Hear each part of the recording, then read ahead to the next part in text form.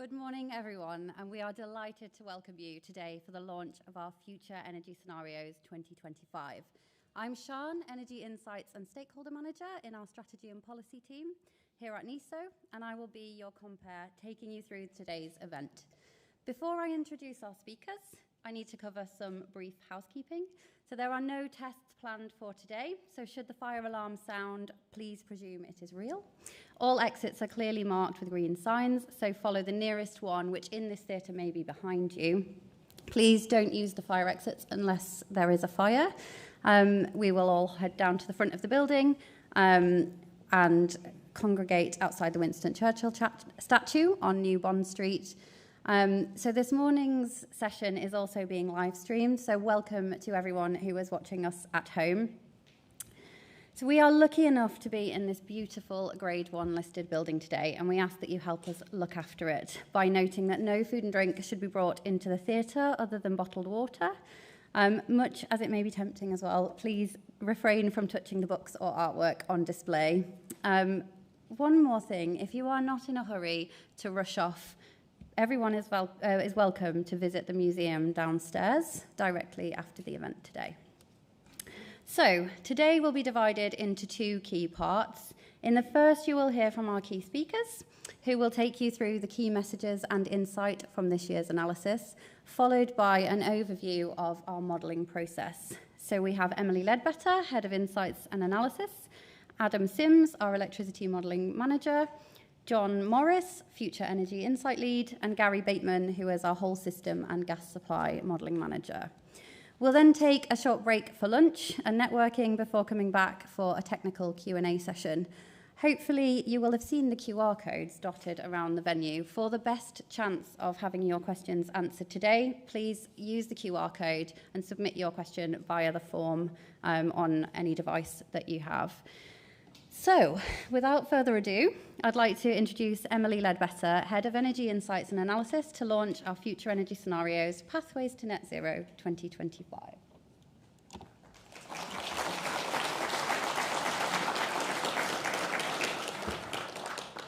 Good morning. So as Sian said, I'm Emily Ledbetter, and it's an absolute pleasure for me to welcome you to the Royal Institution for the launch of the 2025 Future Energy Scenarios, Pathways to Net Zero.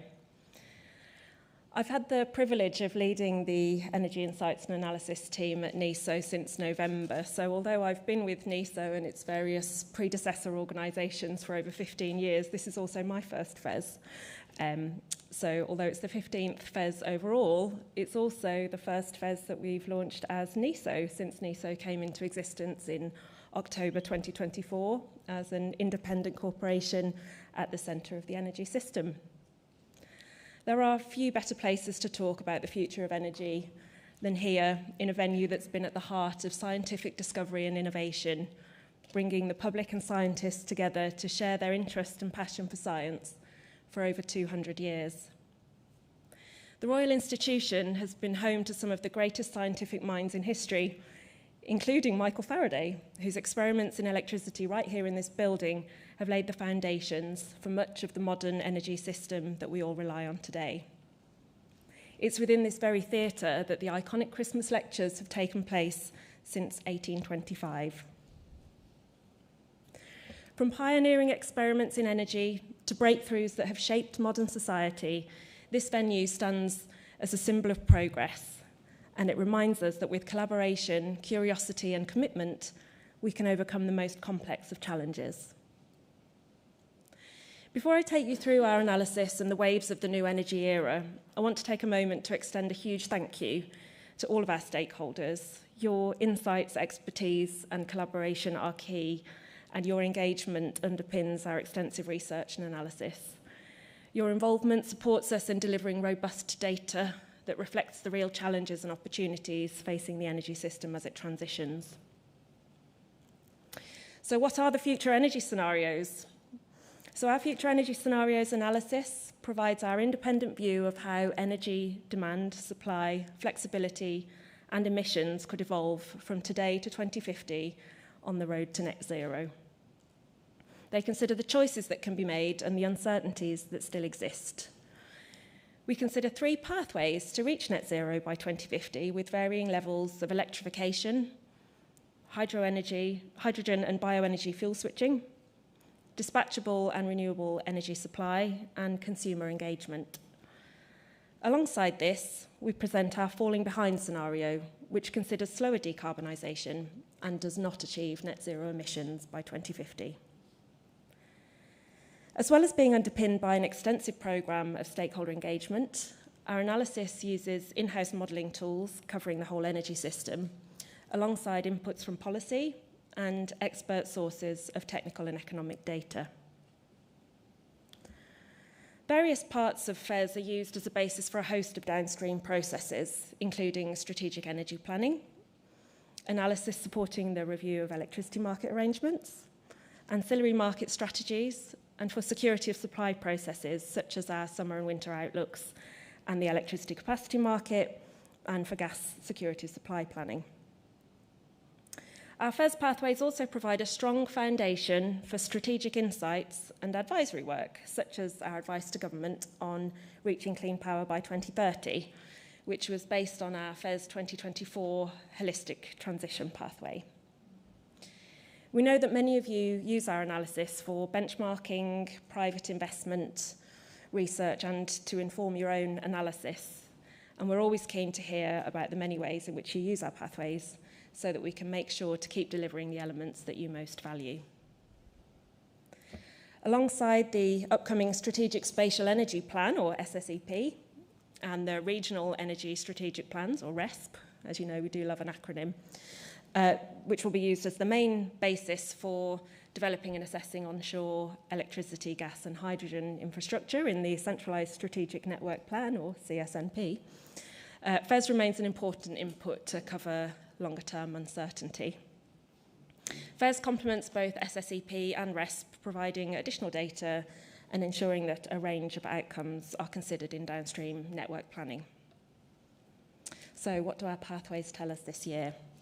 We are 25 years from the 2050 net zero target, and while that may sound like a long time away, when you look back in the other direction, many of you may, like me, feel that the year 2000 was only yesterday. Our analysis and engagement has shown that only bold and sustained action in all sectors will unlock the benefits of an affordable, secure and clean energy system. We need to match the ambition and pace of the clean power goal, accelerating progress across the whole energy system and looking beyond 2030. This will rely upon 4 critical enablers.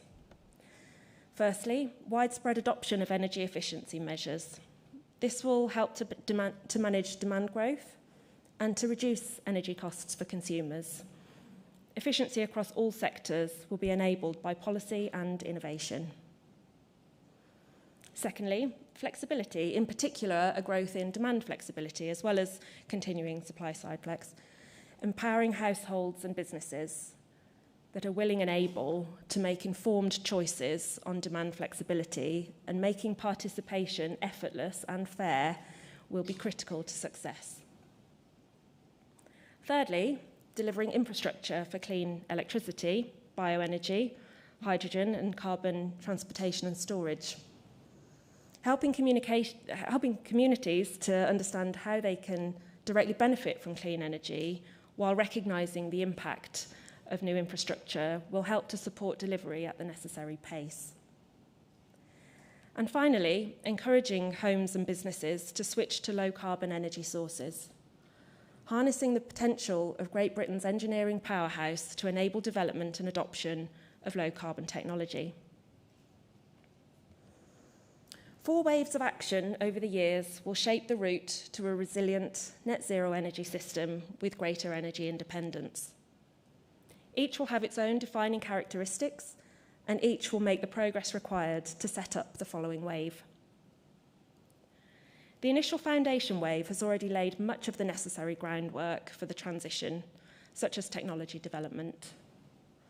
We're now in a period of acceleration, scaling up the markets for uptake of new low-carbon technologies and delivering clean power. The momentum of rapid action over the next 5 years will enable a third wave, one that enables energy growth, with rollout of these low-carbon technologies and expansion of infrastructure. A final wave will then embed the transition to a long-term, secure and clean energy system to 2050 and beyond. So what's the starting point, the foundation wave? Let's take a moment to reflect on where we are today.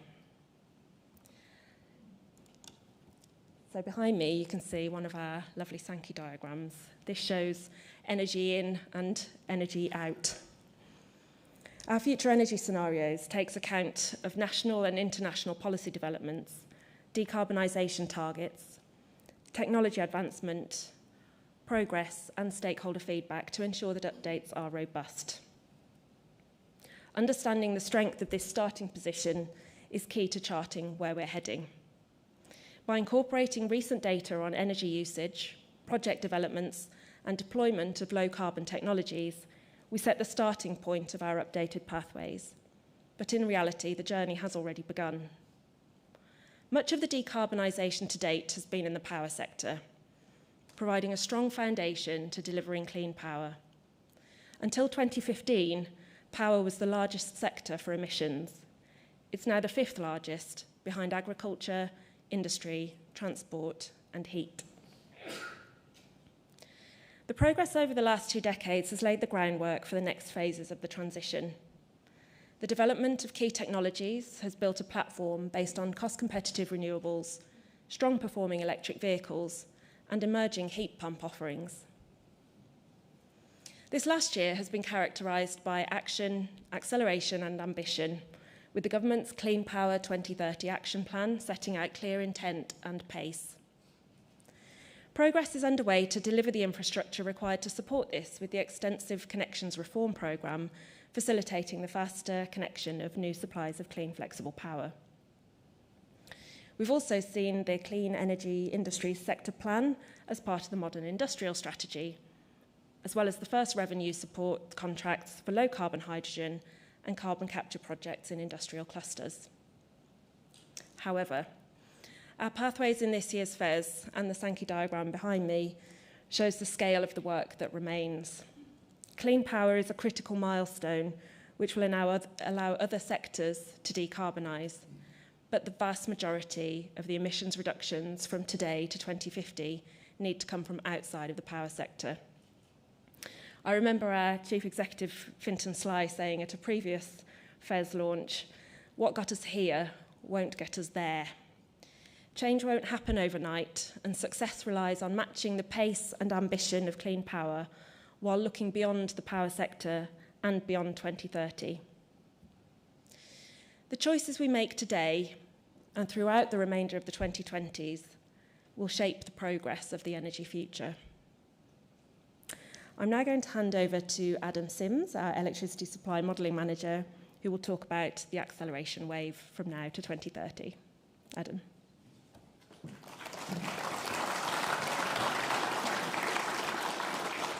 There we go. Thank you very much, Emily. I'm Adam Sims. I'm the Electricity Modelling Manager. And as Emily said, we are now in the acceleration wave, which covers the period from today to 2030. Widespread action will define this period through clean power, boosting energy efficiency, driving uptake of low-carbon heating and transport, and demand flexibility. For a few moments over the past few years, we have managed to run the system at 95% zero carbon. But this isn't enough if we're to meet our goal of hitting net zero by 2050. We now need to accelerate both to meet our climate goals and also to protect consumers from volatile fossil fuel prices. To be considered clean power, the power system would need to generate as much electricity as we consume annually by 2030. And unabated gas would need to fall below 5% in that same time frame.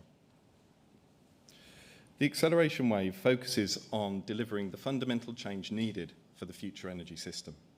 But this wave isn't just about turbines and wires. It's also about people having warm homes while seeing their bills fall because their homes are now more energy efficient. It's about people being able to charge their EVs overnight on clean power, knowing that they have contributed to balancing the system by absorbing surplus renewable power. And it's about the school and university leavers who see a rewarding career delivering the energy system we need for the future. So, how do we view this period of acceleration? Our pathways are narrower over the next 5 years, as you would expect, as project pipelines are already in development. In the early years of our time horizon, our understanding of supply is grounded in real-world intelligence. We draw on NESO's connection registers, data from third-party sources, and ever since FES 21, the embedded capacity registers published by the distribution network operators. These give us a clearer view of distributed generation and storage, both what's already in place and also what's on the horizon. We also factor in commercial signals such as the capacity market contracts and contracts for difference, which help us gauge the likelihood of planned projects becoming a reality. On the demand side, we see a marked increase in electricity demand, and this is really the key driver for the increase in supply, both across the horizon and also compared to FES 2024. Over the next 5 years, our pathways broadly reflect two approaches. One powered by a 6-fold increase in demand flexibility and more than double that of solar capacity, and the other driven by 1.4 gigawatts of clean dispatchable power from hydrogen and carbon capture, as we see the gas network evolve or start to evolve, although it is worth noticing that this is slightly lower than we have previously shown in FES 24. Across all pathways, however, we see fuel switching progressing. The increased rollout of heat pumps, with installation rates requiring an average 31% year-on-year increase for the rest of the 2020s, may seem high, but is still lower than the rollout of the conversion, I should say, from town gas to natural gas in the late 1960s, which saw 2 million installations over 4 years. And the number of electric vehicles on the road quadruples in our pathways from 2 million today to 8 million in 2030. This is a rate greater than the government policies and is a key contributor to reducing emissions in line with the nationally defined contribution. Again, this seems high, but is comparable with the population-adjusted historic rollout rate that was seen in Norway from 2017 to 2022. This also sets us up for demand-side flexibility opportunities after 2030, with the 1.2 gigawatts of vehicle-to-grid capacity in 2030 being the springboard for further emissions reductions in the next wave, and John will talk about that shortly. And on a personal note, I'm in the process of replacing my EV at the moment, and I'm being quite pleased by the strength and the health of the second-hand EV market. Things like battery degradation don't seem to be as much of a concern anymore. And I'm sure everyone here has seen the news yesterday about the government reintroducing the grant for new EVs. So things are looking positive in there. We're also showing a 10 to 20% reduction in unabated gas use in industry by 2030. And this will be driven by the electrification of many processes like steel production. But industrial hydrogen demand is also growing to somewhere between 1 and 10 terawatt hours, depending on the pathway.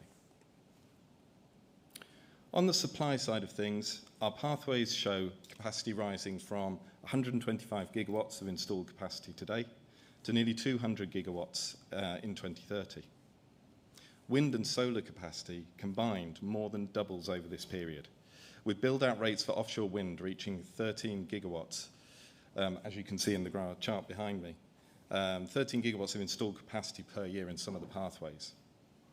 In holistic transition, for example, we see unabated gas use drop to below 4% in 2030, with the flexibility that this was providing being replaced by storage capacity, which is growing from, say, 10 gigawatts to near 30 gigawatts over the next 5 years. We're also seeing the delivery of the first commercial-scale, low-carbon dispatchable power projects, delivered through the replanting of existing gas assets with carbon capture and storage. So, in all the pathways through the acceleration wave, adoption of low-carbon technologies is a critical enabler of decarbonisation. The timely transition from high-emission energy sources for industry is particularly vital to achieving emissions targets. And this means that during the acceleration wave, there are 5 key areas that need to see action. Firstly, implementing policy to remove barriers and encourage homes to switch to low-carbon energy sources by reducing the price of electricity compared to gas and accelerating system-wide adoption of energy efficiency measures. Accelerating decarbonisation of transport at a rate greater than the government policies to ensure rollout reaches 100% by 2030. Delivering on strategic plans across electricity, gas, hydrogen and CO2 transport and storage to ensure the build-out of renewable and flexible technology at pace and scale. And then implementing the reformed connections process and planning to ensure deployment of low-carbon energy capacity and access to the networks. And finally, and probably to me most importantly, developing the workforce and the skills needed to build the assets and the infrastructure that the country needs for the future. So in summary, a decarbonised power sector is a critical starting point on the journey to net zero. The availability of low-carbon power will unlock routes for many other sectors to decarbonise. Success in the acceleration phase really sets the country up for a period of growth in the 2030s. And now John Morris, our Interim Insights Manager, will take you through the next wave of the energy transition. Thanks very much.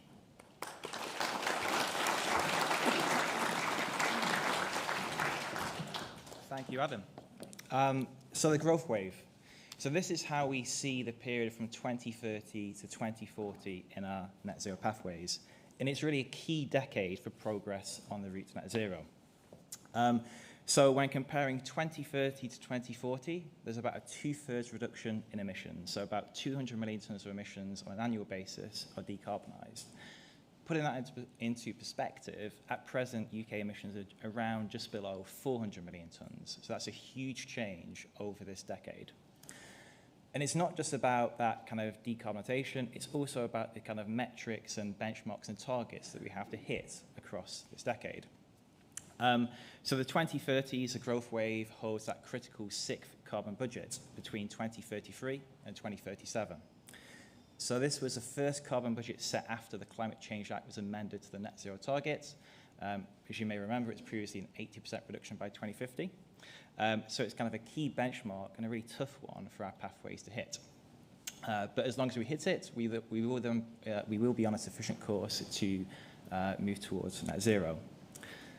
And it's then followed, of course, by the seventh carbon budget.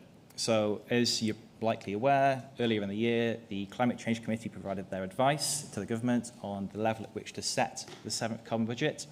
And we've benchmarked our pathways against this target. And it's not just carbon budgets. We also have in 2035 the nationally determined contribution target. So that was set recently as an 81% reduction over 1990 emissions levels. So lots of targets and lots of metrics are taken into account. And all of these kind of get us on that pace to start moving towards net zero.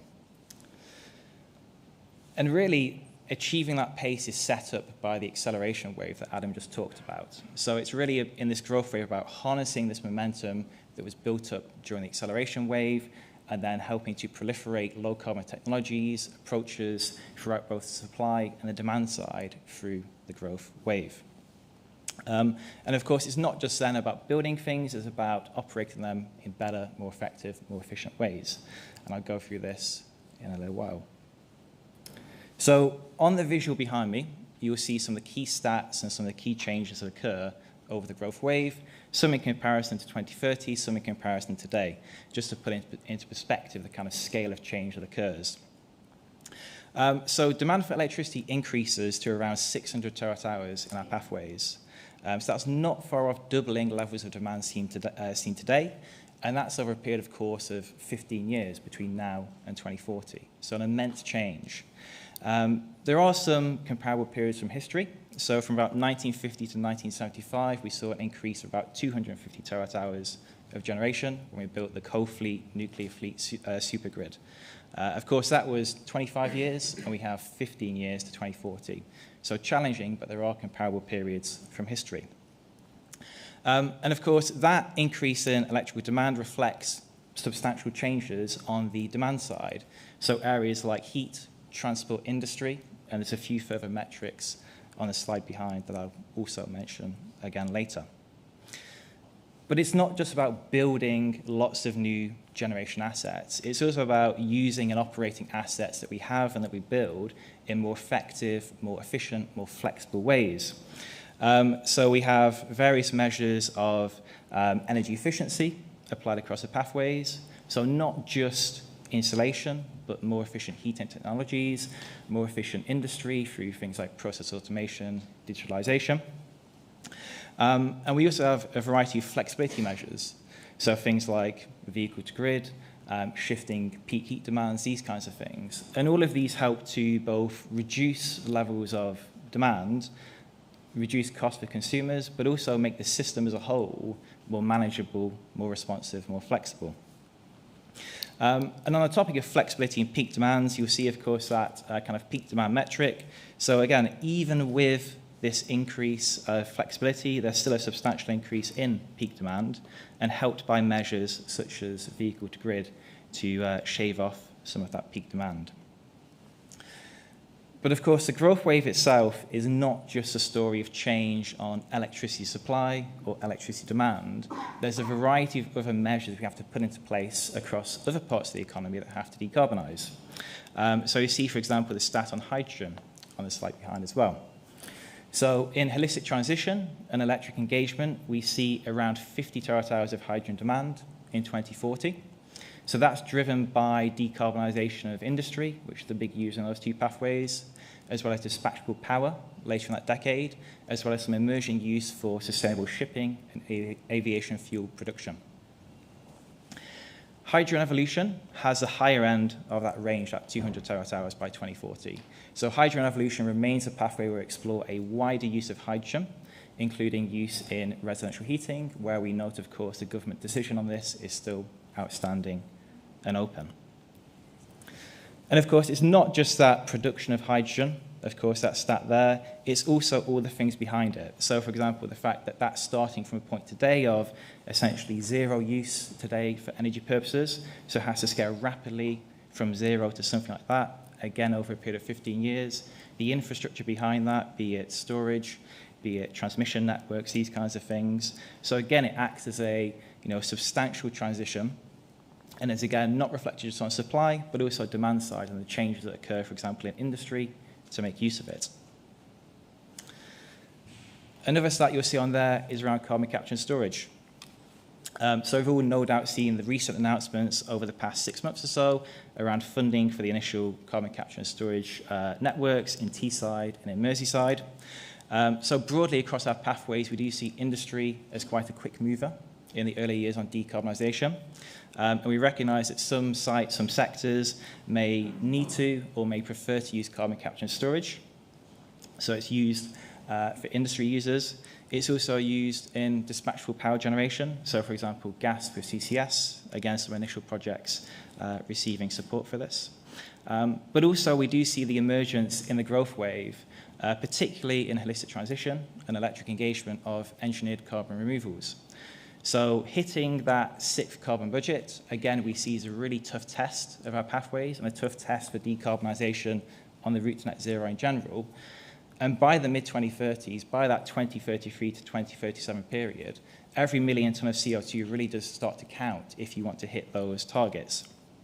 So we see engineered removals such as bioenergy with carbon capture and storage as being quite important to hitting those and becoming quite big users of that carbon capture and storage quantity. So by 2040, around half of that amount is actually for engineered carbon removals, and they do remain relevant later on into the horizon wave, which we talked about later. And in terms of the other stuff you see on there, we see, of course, that big change in the demand side. So as Adam touched upon, not just the acceleration of, for example, electric vehicles or heat pumps in the acceleration wave, but their widespread proliferation across the growth wave. So tens of millions more electric vehicles, low tens of millions more heat pumps across the whole economy. And that, of course, is alongside changes to, for example, industry, changes to other sectors as they decarbonise in our pathways. But ultimately, the growth wave acts as this key period for progress, proliferation of low-carbon technologies, approaches, building, expanding this net zero energy system, or this rapidly approaching net zero energy system. And by 2040, there's around 100 million tonnes of emissions left per year in each three of our pathways. And this rate of progress that we've built up in the acceleration wave and then maintained through the growth wave then sets us up to decarbonise that remaining 100 million tonnes in the horizon wave. So I'll now hand over to my colleague, Gary Bateman, who's our whole system gas and supply modelling manager, who will talk us through the horizon wave.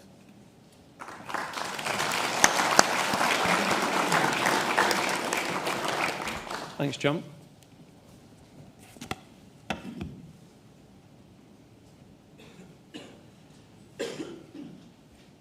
Hi, everyone. Welcome to the Horizon Wave. Sounds like an 80s nightclub in Miami, but I assure you it's not. It's one of our latest waves from this year's FES. My name is Gary Bateman. I'm the whole system and gas supply manager at NESO. So starting in 2040, the Horizon Wave will start by concluding the 7th carbon budget, which is due to end in 2042, before taking the final steps of our transition into a net zero United Kingdom by 2050 and take us beyond. This wave will start in just 15 years' time. And to me, personally, that's quite scary because my daughter's going to be 20, just turning 21. That is really scary. And looking around this room, I can see many of you will be working throughout the 40s, just as I will be. Not all of you, but I won't start pointing people out. Instead, let's talk about the Sankey behind me. So, like I mentioned, this wave will complete the transition to net zero by 2050. And it will do so through innovation and energy efficiency. Residual emissions will be reduced or removed to deliver a net zero energy system that is smart, resilient, and built for the long term. Let's take a few insights from the Sankey behind me. This is taken from the Holistic Transition Pathway from this year's FES 25, and it shows us a 2050 snapshot. Diving in to the top left-hand side, we start with natural gas. In 2050, there is still a role for natural gas, albeit at a much smaller level when compared with today. When compared with today, energy from natural gas drops by 84% to 103 terawatt hours. Limiting unabated fossil fuel use only for security of supply purposes, almost all the natural gas will end up going through a carbon capture process downstream of its production. Whether that's through steam methane reformation with CCS for creating hydrogen, or through carbon capture technologies at the point of use at power generation sites or industrial consumer sites, CCS will have to take a place in the Horizon Wave. In addition to carbon capture to reduce natural gas emissions, by 2050, biomethane injections into the gas networks could account for nearly half of the total natural gas supply required for Great Britain. This is shown by the green band of energy coming from the biofuel section of the Sankey in the bottom left. Blending a high volume of biomethane into the gas grid would prevent millions of tonnes of emissions each year compared to using traditional natural gas alone. Under the Holistic Transition Pathway, and to some extent the Hydrogen Evolution Pathway as well, we've presented an ambitious but credible increase of biomethane to grid injections, used as an enabler to meet the interim climate targets and to meet net zero by 2050 as well. In fact, the role of biofuels becomes a lot more diverse when we look out to 2050. For instance, supporting the more decarbonised gas network, using biomass in combination with carbon capture, or BECCS, and dedicating some supply towards aviation and shipping usage, we see a role for biomass, a much greater role for biomass when we compare it to today. Emission reductions from the use of natural gas can't be realised without those two emerging markets that I mentioned earlier, and they'll both be born and built during the acceleration and growth waves. Alongside renewables and increased long-duration energy storage, both hydrogen and carbon networks will play a part in the 40s and beyond. Hydrogen will do some heavy lifting of emissions from hard-to-decarbonise businesses. Plus, it will provide a feedstock for shipping and aviation fuels, whilst also allowing low-carbon dispatchable power options for our electricity networks. The backdrop to a successful hydrogen network and a cleaner gas network requires CCUS. That's carbon capture, utilisation and storage. And throughout the 40s, carbon networks must be operational at scale to capture that carbon and move it to a dedicated storage site or, of course, towards a market where it can be used instead. Completing the switch from fossil fuels to a low-carbon technology will require careful management so that consumers are not left behind. Renewables, alongside nuclear and low-carbon dispatchable power, are shown to bring a holistic array of power generation sources, and at times this could lead to curtailment. The level of renewables, alongside energy efficiency improvements and changes in consumer behaviour, will allow innovation throughout this wave to exploit the curtailed energy. We could unlock curtailed energy access to support electrolysis. That's the production of clean hydrogen, or to employ DACs technologies, capturing millions of tonnes of CO2 each year. DACs is where a dedicated asset captures carbon from the air. They're power intensive, but could be vital for achieving net zero by 2050. Therefore, curtailed energy could be used to power direct air carbon capture to get us across that line. DACs and electrolysis paired with curtailment are just two examples of continuously innovating across the whole energy system and entire value chain. Certain emissions from non-energy sectors, such as agriculture and aviation, are challenging to cut down before 2050. Therefore, that continuous innovation will be crucial in achieving net zero, and these residual emissions will start being offset by employing negative emission technologies within the energy sector. For instance, by 2050, using BECCS for power generation could remove somewhere between 15 and 40 million tonnes of CO2 each year. So what do we need to do throughout the horizon wave? We need to maintain the momentum throughout the 40s and beyond on energy efficiency measures and embed optimal operating practices. This could save money for consumers and manage expected growth in demand by almost 115% when we compare it with today. We'll need continued support for improving industrial efficiency as well. This includes the adoption of more efficient equipment alongside ongoing automation and digitalisation to reduce wasted energy. The Sankey shows the potential volume of wasted energy, or losses, as it's shown here. Emily had the 2024 slide up earlier, and on the right-hand side, just at the bottom, you can count the number of potential losses in 2050. A loss is where a unit of output energy doesn't meet the unit of input energy, the difference being the loss itself. Innovation and efficiency will drive the difference down, enabling us to do more with what we have. So on the Sankey earlier, we had 900 terawatt hours, roughly, of lost energy. In 2050, we could get that number down to 600 terawatt hours, a much lower number than today's, despite our modelling at 2050 having population growth, housing stock increase, and growth in industry as well. It will mean that we'll have more useful energy on the system more than ever before. We can unlock opportunities around more efficient uses of transport too, by reducing our demand through new technologies, such as autonomous vehicles, as well as low-carbon choices that includes public transport options. Alongside energy efficiency, we'll need demand flexibility. We'll need a rapid rollout of smart energy solutions, such as using electric vehicles to support the grid.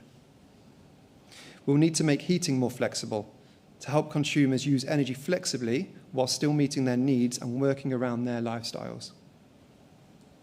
Supporting information in the previous waves that you've heard about will build the foundation for energy products and services in the 40s and beyond.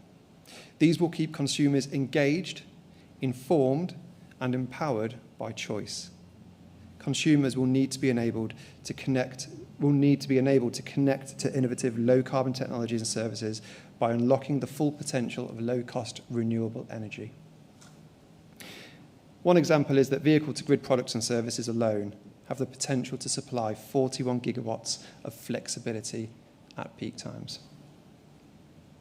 The horizon wave may be 15 years away and culminates plenty of change, but as you've heard, the foundation of the the foundation for this transition is being set. Acceleration will lead to growth, and it will lead to growth across the whole energy system, which will lead us to a net zero by 2050 world, or GB anyway. And with that, I'll hand you over to Sean to take us through the next part of the day.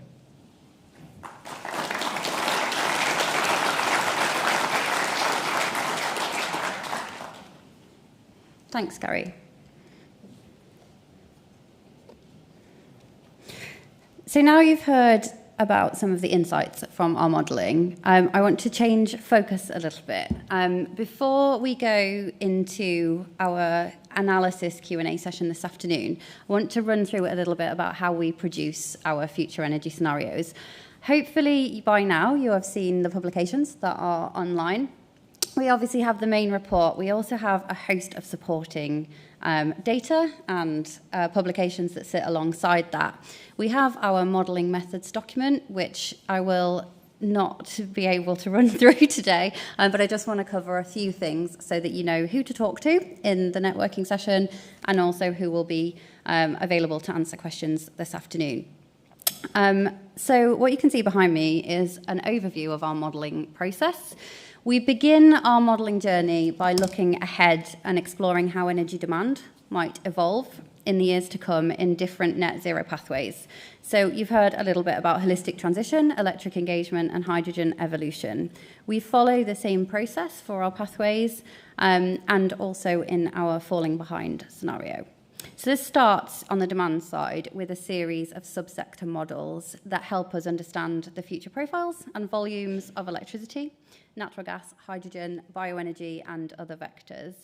So these insights don't just paint a picture of demand, they also define the target that our supply-side models must aim to meet. We also consider how flexible that demand might be, whether through operational instructions or short-term price signals, and it flows through our modelling process from demand into supply and then onto our emissions modelling. You can see from the diagram that we have individual models for industrial, road transport, commercial, lighting, heat and hot water, appliances, network losses, and data centre demand. That then gets fed into our vector totals, so we get a view of overall electricity demand, natural gas demand, hydrogen demand, also the variable demand from demand-side response, vehicle to grid, etc., and our bioenergy demand. So they feed into our supply modelling, which also feeds back into our demand modelling when we look at things like the gas demand for hydrogen production, electricity demand for hydrogen production, and other fuels that are supporting our economy. We then take those total GB demands and calculate the emissions from those areas. And that is what you see presented in our future energy scenarios. So over lunch, you will have the chance to meet our analysts from these areas. So we have our demand modelling team available, our electricity supply modelling team, and our whole system and gas supply, who also cover our emissions modelling. So please take the chance to seek out our analysts and have some conversations. So before we close the live stream, I would just like to say a big thank you to those of you watching online. We will now end our live stream, so I wish you a great rest of the day. So